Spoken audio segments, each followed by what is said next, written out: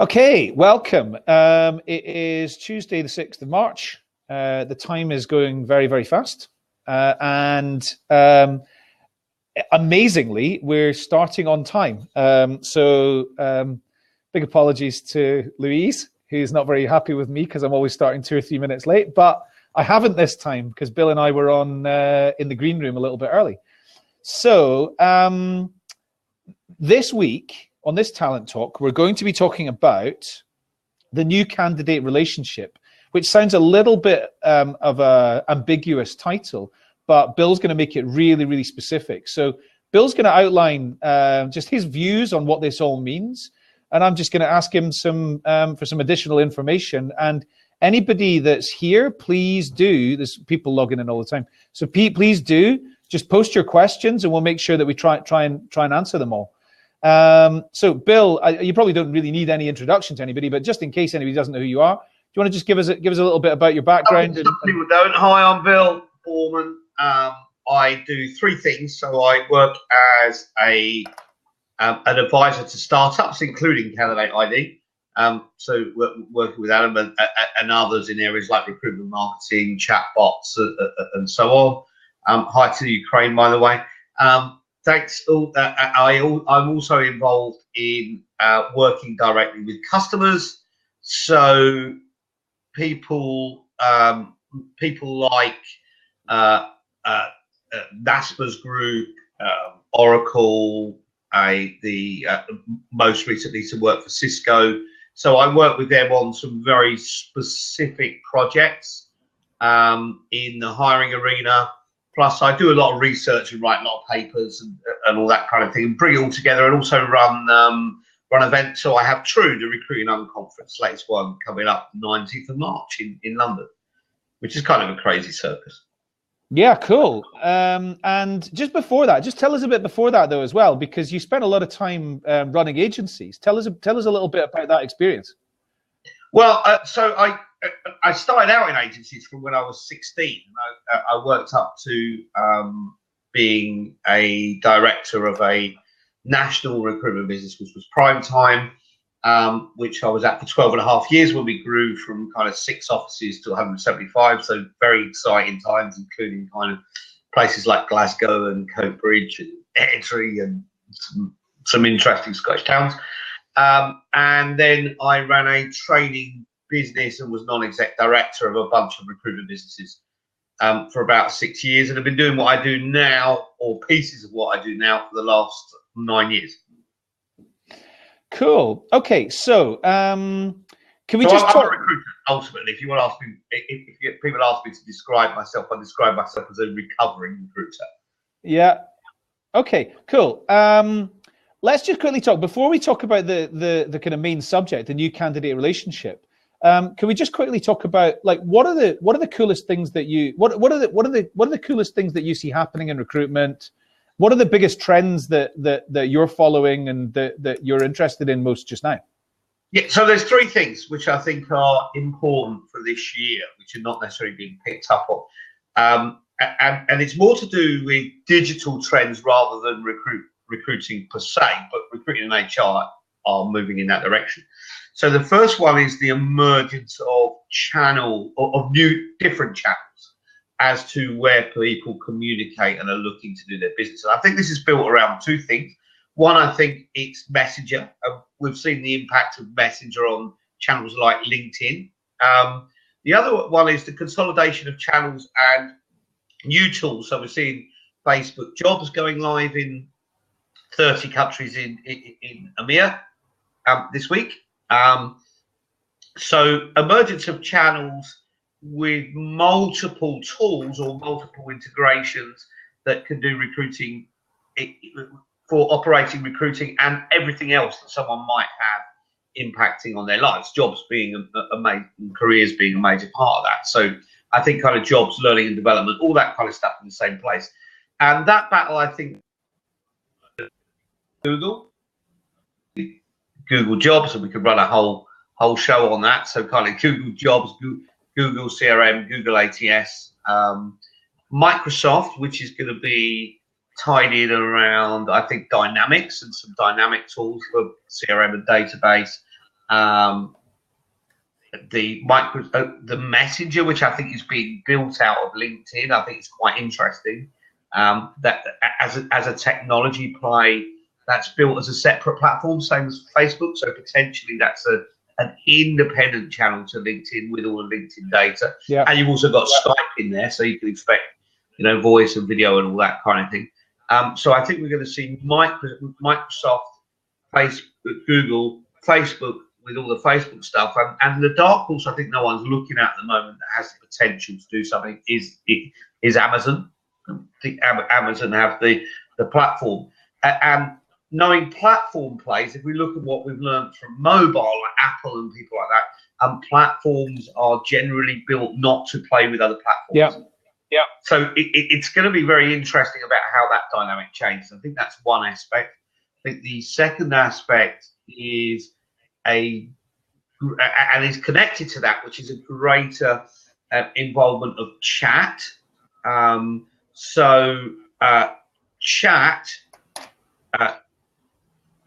Chat is really built around things like chat. I'm thinking about group chat tools, so things like Meet and Engage and so on.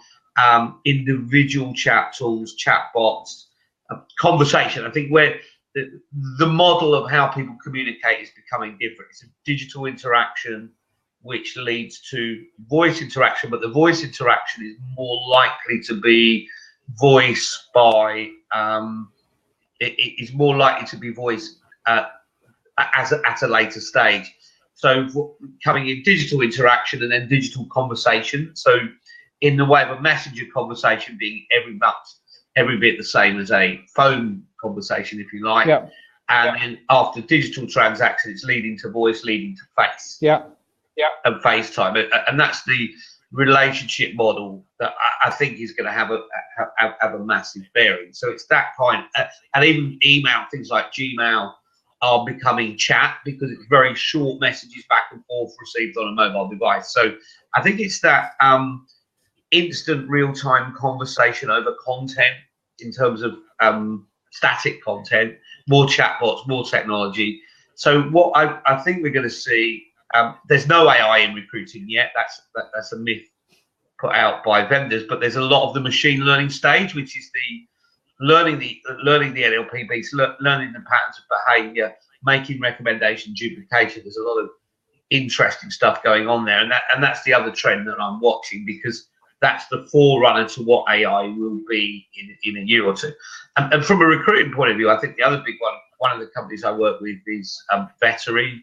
Vettery have just been acquired by Adecco for a not insignificant sum.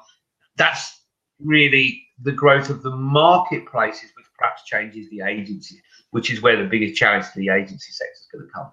So, in a nutshell, they're kind of the things I'm looking at right now. Just to get a bit to that, Vettery were acquired by Adecco for $110 million. Yeah. Telephone numbers. Or thereabouts. Oh. Okay, cool. So let's talk about. Let's just go straight onto the new candidate relationship then. What do you mean by the new candidate relationship? Or what are the most important? Well, I should probably give you a bit of background as to how I've got here. Yeah. So I've been running a project for just over about 18 months, following getting all the data on a large number of social and employer branding accounts and career sites and so on through Symphony Talent. And what I was interested in looking at is when we look at job seeker behaviour. So obviously, every time someone does something on a site, there's an interaction. There's an interaction that leaves a footprint as to how long people are looking at things, where they're going, and what they're doing. All kind of basic standard digital marketing metrics. And I wanted to see if the behaviours were different, if people were doing anything different when they were looking at a job. And there's a few things driving this. One of the things behind it is the fact that the average length of service with a company is about 2.5 years. I think my belief is that people are more dedicated to careers than ever before, but not careers with a company. Yeah. in a traditional sense. Yeah. So we're getting a lot of changing, and I wanted to see whether the way in which people were researching or applying for jobs was changing, and whether we were seeing a job brand as opposed to an employer brand, and more of what I call the IVP, so the individual value proposition rather than the generalist EVP, employee value proposition. And what was clear was that you could divide job seekers or people interested in jobs into two distinct categories in the way that people go about it, and that really employers for the most part were only geared to one of those methods. So I've termed that as social job seekers and search job seekers. So let's start with the search job seekers. Search job seekers are what most organizations are geared for. Search job seekers are those people who go to Google, and we read, 85% of job searches start with Google, etc., depending on who's trying to flog us something. And you look at it, you're going to Google and saying nursing jobs in Chelmsford, or Java jobs in Glasgow, customer service in Arbroath, whatever it might be, right? Arbroath, that is right.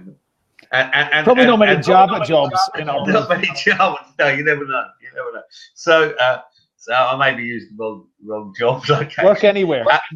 Maybe. Yeah, that might be the answer from Google. Yeah. But so it's going into Google and looking for a job, and we know from all the Google data that primarily people are searching for a job and a location. They're quite specific in what they're asking for. And their behavior is very distinct. So their behavior is that they generally, if they go to a career site, they look at one page, and that page is the job page. They don't want to land on general content, employer branding, videos of how great we are, any of that kind of stuff. They want to go straight to a job, and that decision making is based on that job. Does that job have the information that says I want to apply or not? They don't want to go anywhere else to apply. They want to apply in that single place. So to do that very simply and as easily as possible. They stay for the least amount of time, and they're the most likely to bounce. So they're most likely to land on a job, look at it, and say, "No, that's not for me." I call that the Tinder generation of the metaphorical swipe left. They look at a job and go, "Yes, no." Is it interesting? They're more likely to reject it. They're more likely to bounce. So you have very high bounce rates. And the things they're looking for are very, very specific, which organizations are not really catering for at the moment. And the three things they're looking to see is, number one, salary.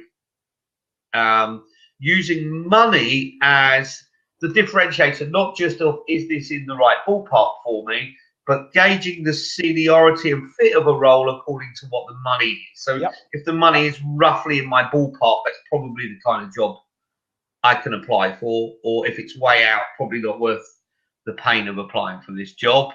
And if it's way under, that's going to be too junior a role if that's what it's paying. So they're looking to see salary and not have to go hunting around for that. I think that's quite important. I think the second the second point, and Audra, I'll answer your question in a minute. I think the second point, the second thing they want to see is location, because it's very location job very location specific. Less and less people are mobile in terms of looking to look around. They're looking for job opportunities within a certain commuting distance.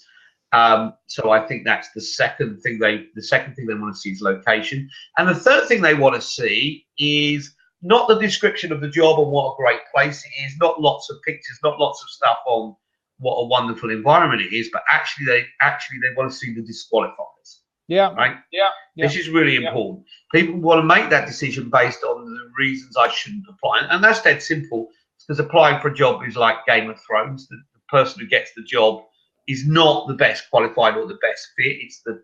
It's the last one alive at the end of a painful process, right? We've built process in that way. And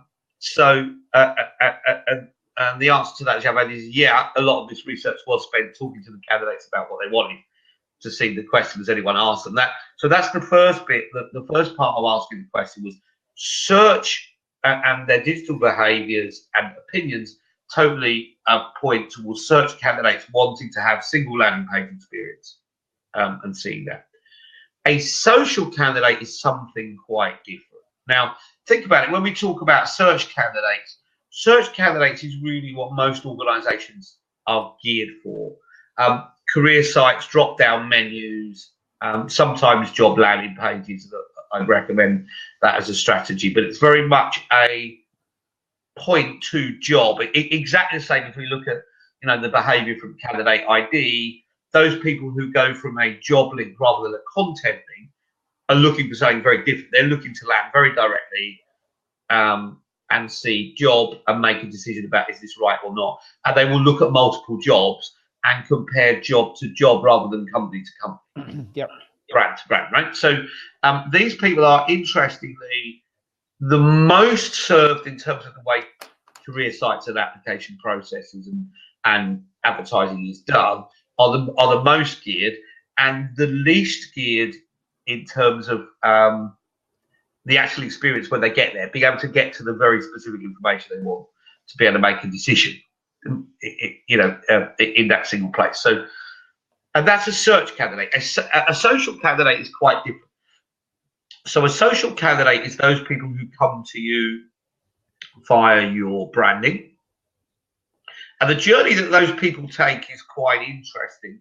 It usually goes from they connect and look at people first, people who are interesting, people who are having interesting conversations, people who are talking about the right kind of stuff, and they will connect with that person before referring to the company or the brand. So they go person to company, and you see that digital behavior when you're tracking it quite clearly, that there was an interesting conversation or a group of people talking about something interesting or a topic that's interesting. Now I'll go and have a look at the companies behind those people.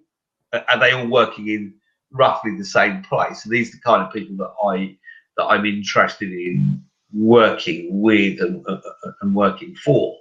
And then the second part of that is when they go to career sites, they will look at multiple amounts of content. So this type of job seeker will, on average, look at 8 times the content on a career site on a variety of topics. And what actually attracts them to go to a career site is quite different in different channels. The channel behavior of what triggers that reaction is quite different. But they're the people who are looking to look much more around job content, but job content in the context of how is this going to impact my next job, which is another thing I don't think we think about enough in recruitment marketing, is that actually people are attracted by what their next job is going to be, not what this job is going to be. So this is, what am I going to gain from this job in the context of, is it going to make me more employable? It might make me more employable because it's a well-known brand. It might make me more employable because I'm going to develop some new skills that are missing. It might be a different type of role. So it's it's looking at those kind of opportunities to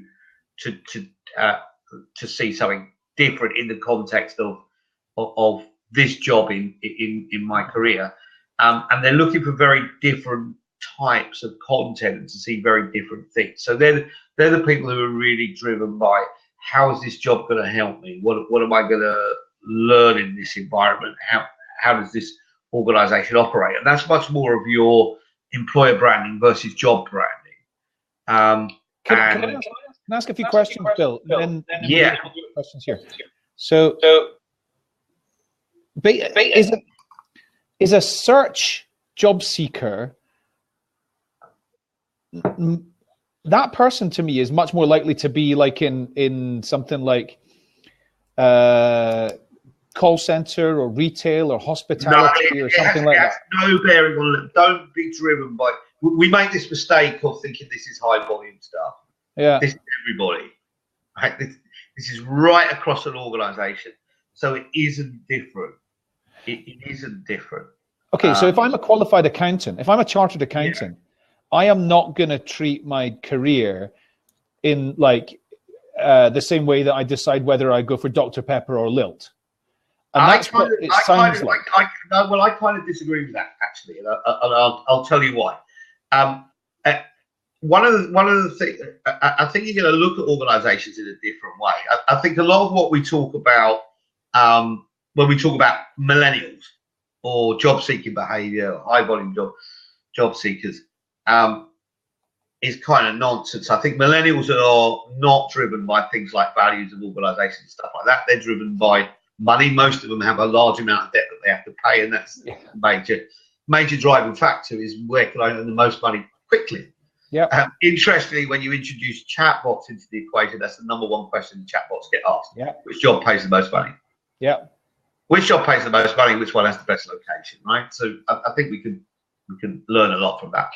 But what we're seeing is when people become experienced hires, let's say 40 plus, when they've got some tradable experience, they're confident about their stuff. They no longer have a belief in the company, like, let's go and work for this company and stay there till someone gives me a clock at the end of it.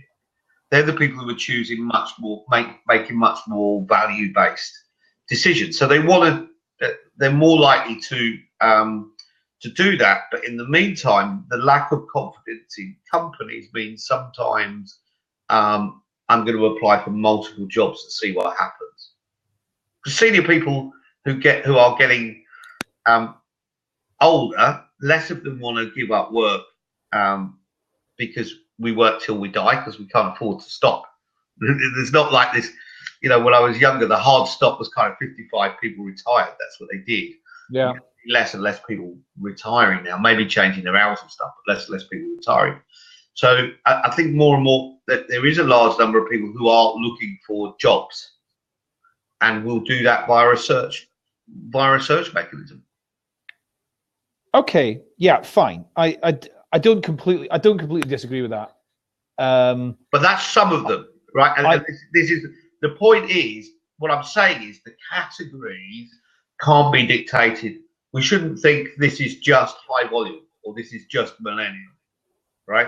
However, what I'm saying is, they're going to fall into that. You will identify them as one or the other, and their digital behaviour will tell you what that is. So if I'm landing on jobs and applying, I'm a search candidate. Yeah. And you will find them at every level. If I'm looking at content and looking at brands and attaching myself to people, but not necessarily applying for jobs yet, but looking at multiple content and looking at what's going on, I'm a social candidate. So I need to have, there needs to be a digital path and design of process which suits either of those, and we want to identify pretty early on where you sit so we can provide you with that digital experience. Because the social bit is really much more around the relationship piece and what that relationship is. So, okay, I'm going to ask you the kind of reverse question. So when I said search job seekers, to me, that means that there are people like call center and retail, construction, and high volume jobs. And you said no, it could be people that are more senior than that. Yeah. Social job seekers, to me, that's very unlikely to be people who are looking for a job working as a call center agent. More likely, I want to go and work with my mates. Yeah. My expectation, I've got I'm driven short term. I still want to work somewhere where I'm treated.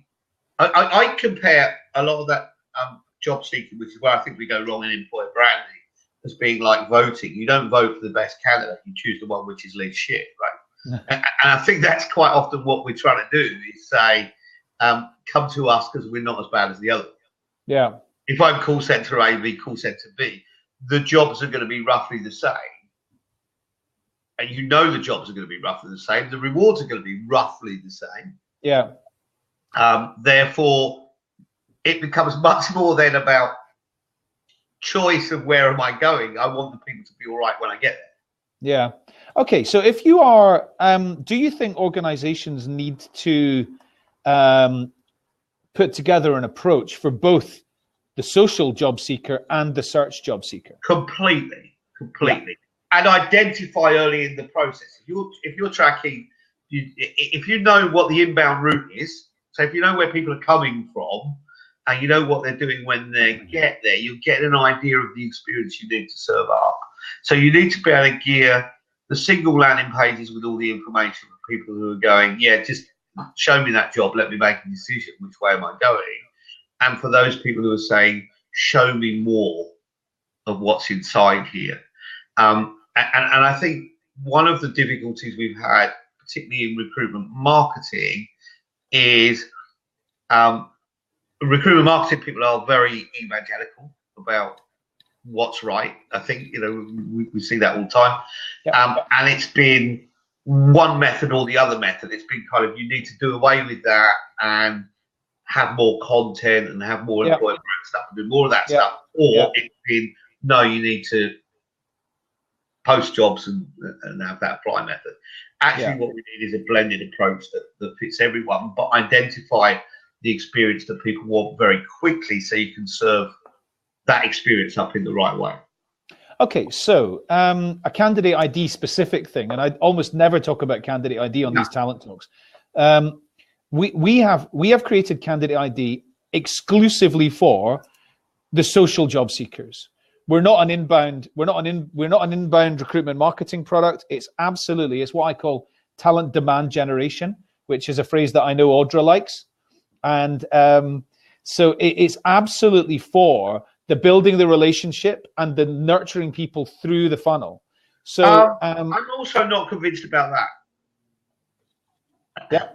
As your advisor, I'm not convinced it is totally for that. I think what candidate ID is, and actually does sit in both camps. Candidate ID, it provides triggers. Right? Calls to action are triggers.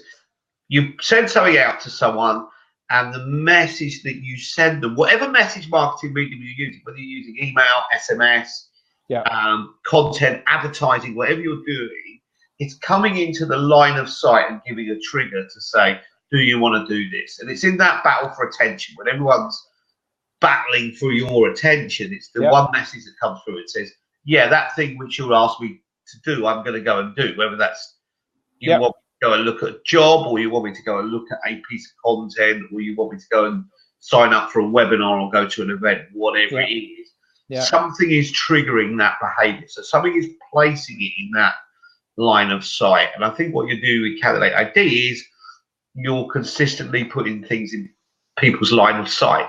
Now, sometimes that's going to be for the search candidates, triggering them to go and look at a job. And sometimes for the relationship candidate, it's going to be go and have a look at content. Because at the end of the day, like everything else, like lots of other things, candidate ID is just the technology. It's the methodology that you apply behind it and what you put in there that triggers whether it's going to be successful or not. Okay, so I'm a step behind you, and I think most of the world are a step behind you, and I'm segmenting all of the candidates that, you know, in the world according to broadly 3 levels: volume, qualified volume, and then kind of exec search level. And everybody that's been running candidate ID is running it in what I call qualified volume, because they feel like the relationship building approach, the demand generation approach for the volume candidates is unnecessary, because people are going onto Google, job, Aylesbury, whatever it is, and they're not needing to get, you know, brought through that kind of relationship building journey. Is that wrong? Yeah, because we've got at the end of the day, we've got competition. I know how people have got there, because it's easy to kind of put it into that box and think.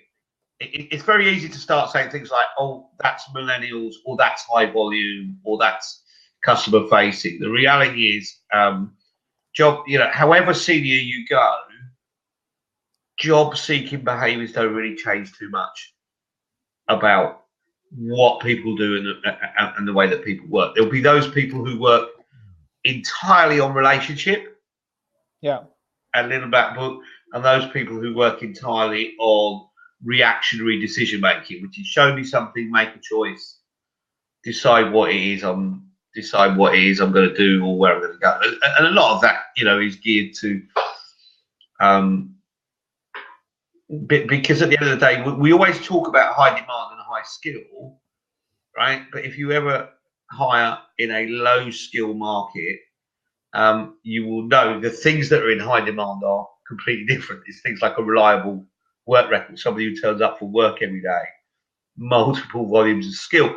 People who work well in a call center are in massive demand, probably the highest demand. Yeah. Because everybody wants them. No, that's absolutely true. I think we have to kind of banish these kind of lazy terms from our thinking and think more specifically about what it, and where I take this from, and I think the employer branders have kind of led us on a crazy path with this, tied in around employer brand, and that's been in really pushing this blanket attraction, particularly if we look at areas like EVP, this idea of employee value proposition. I wrote a paper on this recently. I think you might have seen it. I wrote it with Ali Hackett and we engaged on EVP to IVP. Actually, what people are looking for at any level is that individual value proposition. Does this tick my boxes? Not what boxes does it tick for everyone? Yeah. So how do you understand what that is and how do you build that relationship? Now, the other point is, and I think this is the challenge, for a lot of time in talent acquisition, we've been measuring as a great metric retention of employment. And I generally think retention of employment is a measure of how bad you are at firing people. I really believe that. Retention of employment is not a good metric to look at. And a certain amount of turnover is healthy, a certain amount of new thinking is very healthy. What we should be looking at, though, because more people, if we look at the new job seeker and we look at their behaviours, we know that back to that 2.6 years, they're going to be taking a lot more jobs and leaving more jobs without there being a major occurrence. So what's the 2.6 years is what? That's the average length of time someone spends in a job now. That's a global figure. You're going to get very different in different sectors. You might say, oh, it's 5 years in my sector, or it's 6 years in this company, or 4 years in that geography, and I accept that. But the global average is 2.6 years. And that's going down every year quite significantly, right? So, you're talking about it dropping 3 or 4 months every year. My view is it's going to even out at about 18 months at some point. So really, we're talking about everyone being a temporary worker.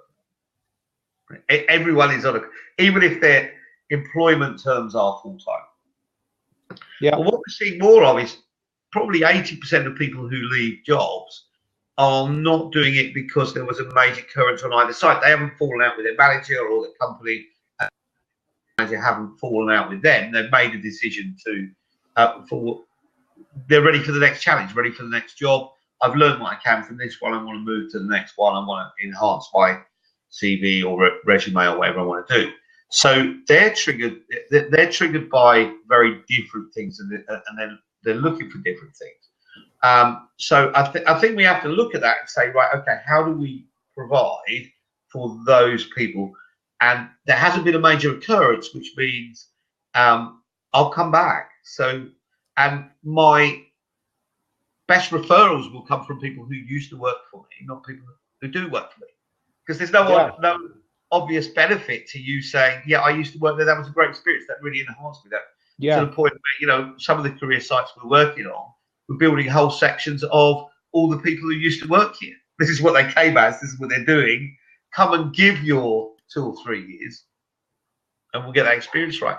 So I think what becomes important then is with all of your contacts is retention of relationship, not retention of employment. So, which is really what Candidate ID is about.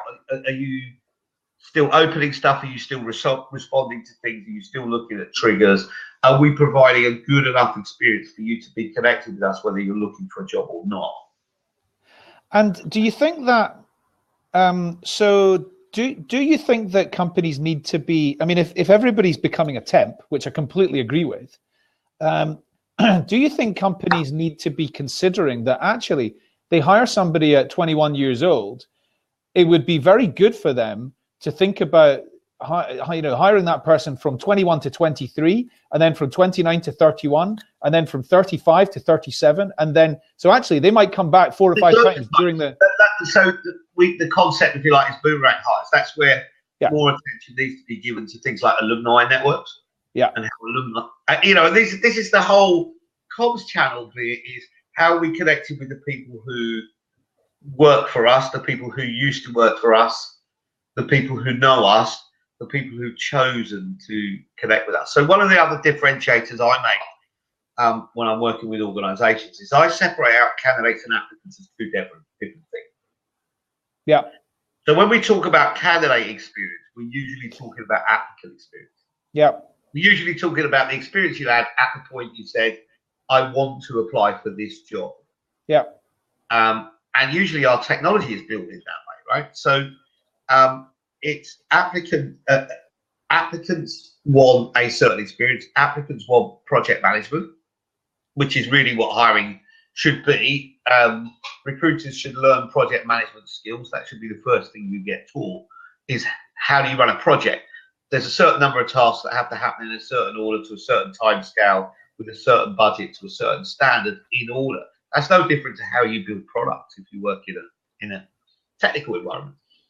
So, and I see the talent acquisition recruiters very much as being the project managers of that, of making sure those things are happening and influencing rather than control and manage, right? And the attraction piece is really is not about managing, it's about mobilization. How do we mobilize content out of that? Because one of the other things we've found is when we're talking to candidates is candidates do not want to talk to recruiters or talent acquisition. They don't. No. Applicants want to talk to recruiters. It's the point where you go, actually, I'm interested at this point. I want you to help me to be measured against this job and help my progress. And now what that means is, so how do we get time? How do we get time in that? If we want to give every applicant and every candidate who connects with us a unique experience and a personalized experience tailored to them and some response and conversation, how do we do that? Because the one thing we don't have in talent acquisition is time, right? We don't have time. So when I look at the recruiting funnel and the project management piece, I'm really seeing that we can actually automate 100% of it, in my view, but let's not get into that argument. Let's automate 80% of that process. Yeah. So at the moment, let's look at it and say, how many of the tasks can we remove from being human tasks? Mm-hmm. So how many, and that's everything from identification of people, outreach, and so on. And when, in the last point we were making, this is what you want to think about it. I wrote a white paper about 6 years ago called The Talent Tipping Point, and at the time caused quite a lot of controversy. Lots of people felt I was mad and stuff like that, but I think we're getting to the point of realising that this is maybe the right approach.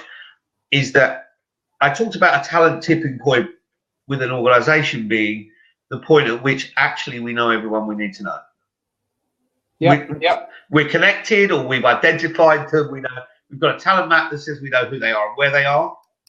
And our challenge now is how do we build a relationship or a connection where those people will respond to our calls to action, or these people have applied to us before and we want to communicate with them again. These people have worked for us before. These people currently work for us and we want to talk to them about something else. That's our internal brand.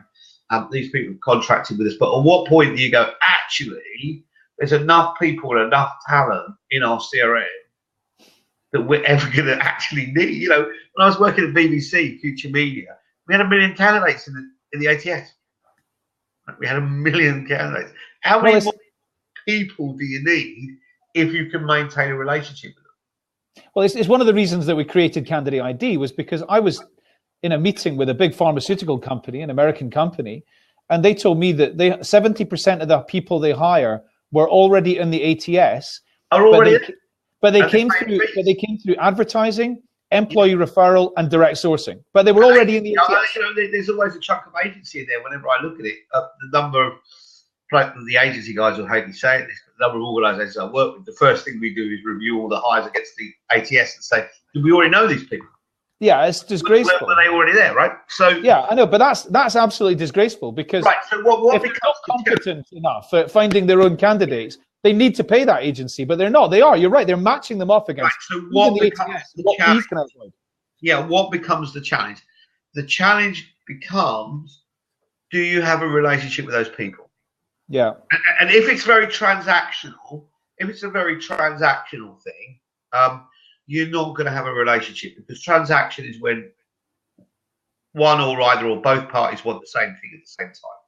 Yeah. But dead simple. We're looking to hire, you're looking for a job. We have a relationship for that period of time while you're in that funnel. Yeah. And then we no longer have a relationship. Yeah. So your CV might sit on our database, but it's valueless unless there is some kind of, particularly now, unless there is some kind of relationship which says, I want to go and explore more, or I want to find out more. Yeah, and it's like this is given, this ephemeral kind of approach is meant, this is disgraceful, but I've heard it several times, people saying in advance of GDPR, I'm just going to delete my database and start again. Yeah. What? Crazy. One other quick thing about so just going back to this whole like decision making. So everybody does make decisions in different way. So being slightly lazy. And based on things, right? So yes. If we look at the individual value proposition, the question is, how do I serve an individual experience and individual content that suits you, rather than so this is the major difference. I believe in 99% of the cases we're still doing and thinking this way. Old school marketing used to be reach as many people as you can with a universal message, because some of those people will respond to that message. And we used to do it in everything from which magazine has got the highest circulation. So it's net fishing. Net fishing, right? Let's go out and do that. Whereas actually, if we talk about social media, social marketing, where social recruiting should be going and everything else, it's how do you advertise to an audience of one? How do you communicate with an audience of one? The point, the utopia that I'm always working towards in my mind when we're building technology, and the point I was making earlier was, if we can automate 80% of the workflow, what do we do? The choice we have is, let's just get rid of 80% of the recruiters, because we've automated their jobs, the chasing, the diary management, the sourcing, the identification, the outreach, and chat. I think in that top of the funnel should be an automated process, and that suits everyone. Forget this. Let's put the human in recruitment. Let's figure out what the human is, what the human actually wants from it. Let's then what we then need to look at is say, if we gave you 80% of your time back, what would you do? What would it look like? I think what it looks like is the relationship building in two different places to where it is now. At the moment, all of the relationship, the time, the effort, the resource, the money is spent on attraction, because we have to deal with such high volumes. Whereas actually maybe what we should be doing is spending our time outside of the funnel, as in who are we bringing into the funnel, not who are we bringing in against jobs. And at the bottom end of the funnel saying, okay, there's three people. How do we get to the point of saying, how do you get to the point where you're saying, actually, all of our applications, all of our applicants are by invite, because we know enough about them, we're inviting the right people at the right time. Yeah. That's absolutely brilliant. Absolutely agreed. Okay, let's just answer a couple of these questions. So I know it looks like Audra's got to go, but let's answer a question anyway. So we're talking about the job seekers back then, and the fact that they want to just go yes, no, and make as fast a decision as possible and get the hell out of there. So what is that a good reason to put photos and videos on the job descriptions, or do you think they don't care? Again, it's personal. Honestly, let's not say this blanket solution to everyone. I think what you should actually be doing is giving people every opportunity to look at every media on a job description. Yeah. And do what you want to do, right? And I compare that. Let's forget this as a recruiting question for a minute. How different people consume content. So you might spend all of your time, Adam, consuming your content in YouTube because you like video, right? Or you might spend all of your time in blogs because you like blog written content. Yeah. Or you might spend all of your time in chat because you like chat. Different formats work without getting into the scientific parts of the brain bit and all that kind of stuff.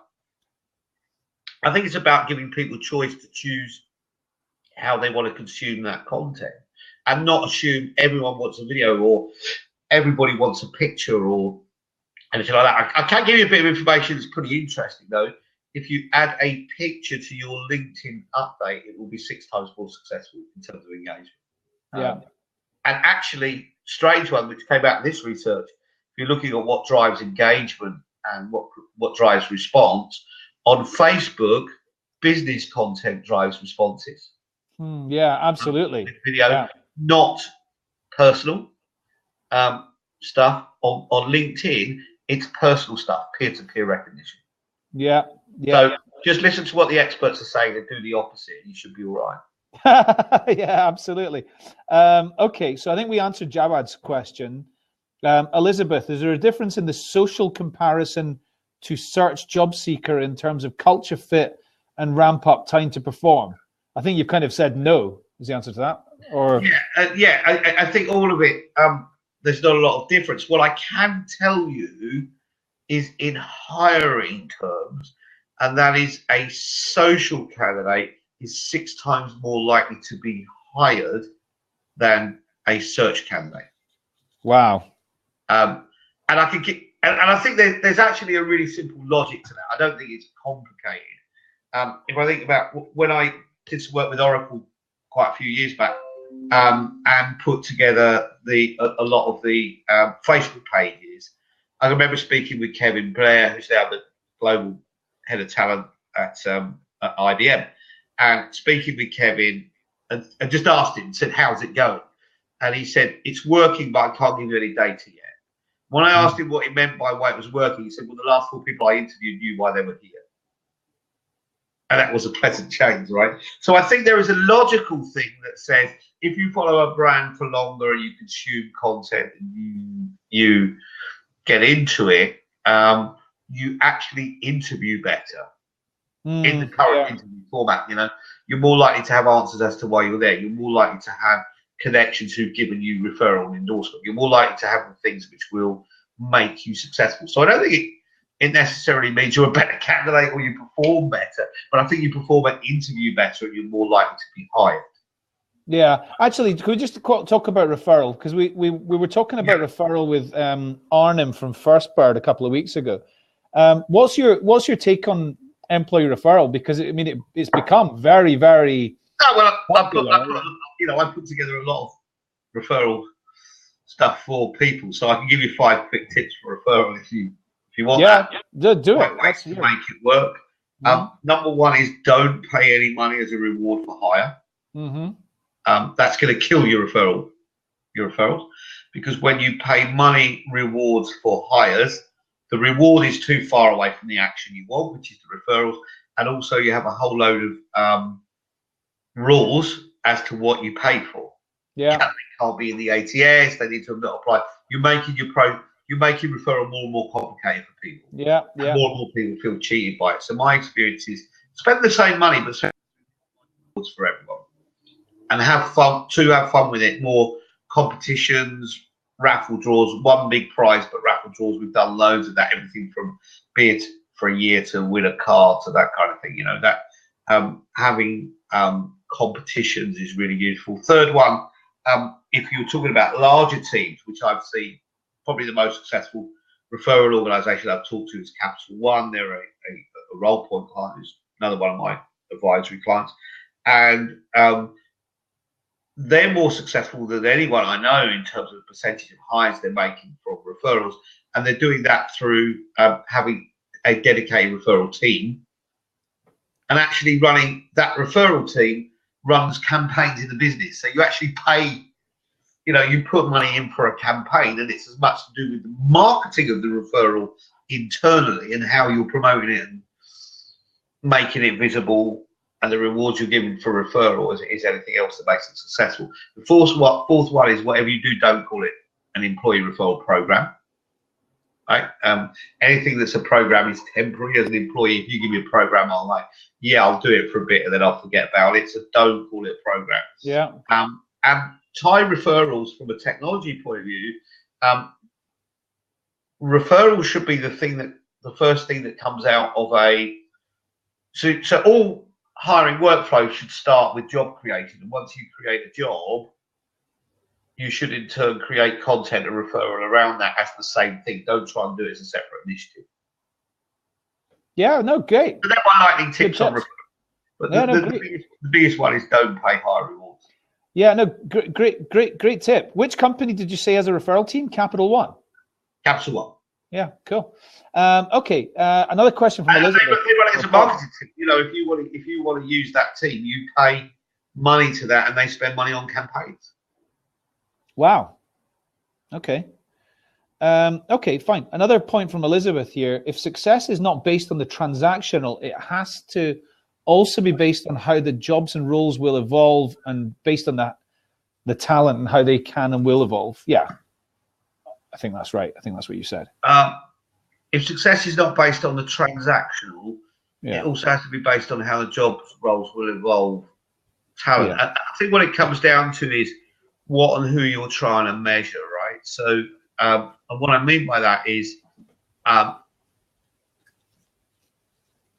measure of talent acquisition is really a measure of the ability for introduction rather than retention. There's so many other factors as to how people are going to evolve or perform in their jobs. And in a way, when you join an organisation, you've got a loaded dice about whether you're going to be successful or not, according to what manager you go and work for, and so on.